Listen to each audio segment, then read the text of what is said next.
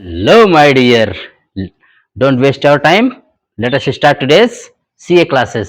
Current affairs की class, daily current affair DCA में सबसे पहले हम देखेंगे कि 22 मार्च 2023 को, आप जानते हैं 22 मार्च को विश्व जल दिवस, वर्ल्ड वाटर डे मनाया जाता है। तो ये 1992 से संयुक्त राष्ट्र संघ द्वारा मनाया जा रहा है। 2023 की थीम जो है उसको सुन लीजिए, accelerating the change to solve the water and sanitation crisis.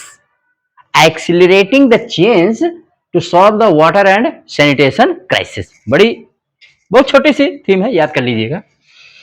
22 मार्च को बिहार ने अपना 111वां जन्म माने स्थापना दिवस मनाया। वही जन्म दिवस मतलब बर्थडे, तो स्थापना दिवस जो 1912 में बंगाल प्रेसिडेंसी से अलग हुआ था। तो इसको याद रखिएगा। वहां के सीएम नीतीश कुमार जी ने और राज्यपाल, बिहार के राज्यपाल का मुझे नाम बताइएगा कमेंट में, ने थीम रखी थी युवा शक्ति बिहार की प्रगति। युवा शक्ति बिहार की प्रगति 2023 की थीम के साथ इन्होंने मनाया। 1936 में बिहार से ही उड़ीसा राज्य बना था और 2000 में इसी बिहार से एक राज्य और बना था, झारखंड। तो यही बिहार से 3 राज्य और बिहार खुद बंगाल से अलग हुआ था। ठीक है। तमिलनाडु ने थंथाई पेरियर वन्यजीव अभयारण्य को राज्य का 18वां वन्यजीव अभयारण्य घोषित किया, जो इरोड जिले में स्थित है। ठीक है। वित्त मंत्रालय ने कहा कि भारतीय अर्थव्यवस्था 2023 में 7% के हिसाब से बढ़ने की उम्मीद है। क्राउड रिपोर्ट ने कहा कि celebrity brand valuation report 2022 beyond the main stream ने अभिनेता रणवीर सिंह को भाई 2022 के भारत के सबसे मूल्यवान सेलिब्रिटी घोषित किया है। इन्होंने 5 साल से इस पर काबिज नंबर 1 रहे सेलिब्रिटी विराट कोहली को पीछे छोड़ दिया है। रणवीर सिंह अब सबसे वैल्यूएबल सेलिब्रिटी भारत के बन गए हैं। नंबर 2 पर कोहली है, नंबर 3 पर अक्षय कुमार, नंबर 4 पर आलिया भट्ट है। तो इनको याद रखिएगा। रणवीर सिंह को आप जानते ही होंगे, कितना अच्छा भी प्रचार किए थे, कुछ दिन पहले न्यूज में आए थे। यूके के नहीं, उत्तराखंड में अपने यहाँ के जो विज्ञान और प्रौद्योगिकी मंत्री हैं जितेंद्र सिंह ने देवस्थल में एशिया के सबसे बड़े 4 meter international liquid mirror telescope का उद्घाटन किया, और जो Aryabhatta research institute of observational sciences के परिसर में थी। याद रखिएगा इसको, कहां पर हुआ है सबसे बड़े 4 meter international liquid mirror telescope का, तो आप याद रखिए उत्तराखंड में। किसने उद्घाटन किया? डॉक्टर जितेंद्र सिंह ने, क्योंकि विज्ञान और प्रौद्योगिकी मंत्री वही है।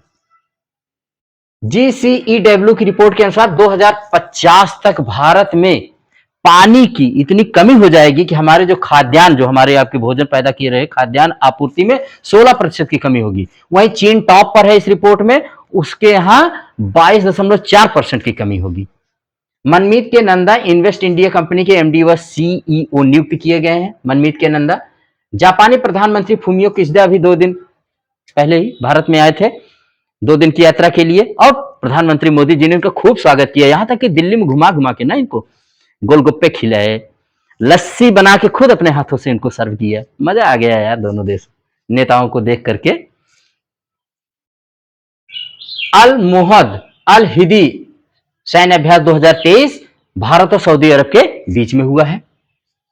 हार्दिक सिंह और सविता पुनिया 5वें हॉकी इंडिया वर्सेस पुरस्कारों में प्लेयर ऑफ द ईयर 2022 का बलवीर सिंह सीनियर पुरस्कार इन दोनों को दिया गया, याद रखिएगा। पेरुमल मुरुगन 2023 का अंतरराष्ट्रीय बुकर पुरस्कार इनको दिया, वेरी इंपॉर्टेंट, इसको रिमेंबर करिएगा। पेरुमल मुरुगन 2023 का अंतरराष्ट्रीय बुकर पुरस्कार मिला है।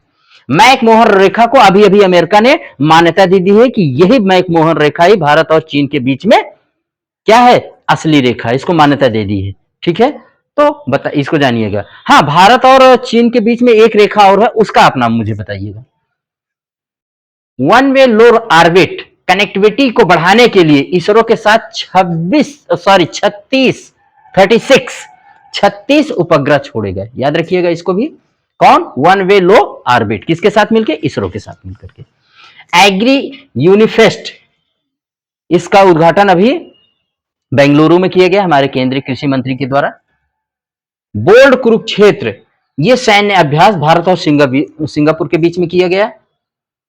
IBA महिला विश्व मुक्केबाजी चैंपियनशिप का आयोजन नई दिल्ली में हुआ और इसके टाइटल प्रायोजक थे महिंद्रा ऑटो।